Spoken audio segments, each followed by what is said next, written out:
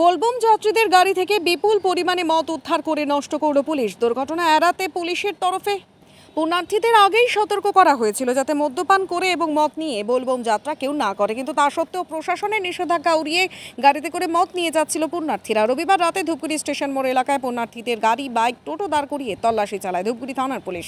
ঘটনাস্থলে উপস্থিত ছিলেন ধূপগুড়ি থানার আইসি অনিন্দ ভট্টাচার্য সহ ট্রাফিক ওসি।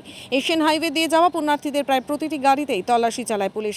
প্রায় অধিকাংশ গাড়ি থেকে উদ্ধার হয় মদ এবং বিয়ার। উদ্ধার হওয়া মদ এবং বিয়ারগুলি পুণ্যার্থীদের দিয়ে এই মাটিতে ঢেলে নষ্ট করায় পুলিশ। পুলিশ সূত্রে খবর, দুর্ঘটনার রাতে এবং পুণ্যার্থীরা যাতে ঠিকমতো জল ঢেলে বাড়ি ফিরতে পারে তাদের নিরাপত্তার কথা মাথায় রেখে এই ধরনের অভিযান লাগাতার চলবে।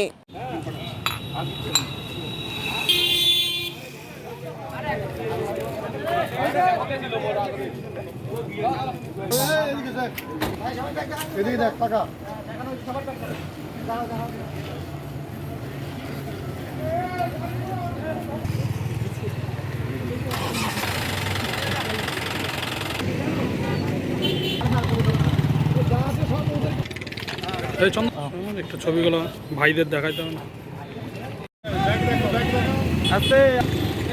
নামো নামো নামো।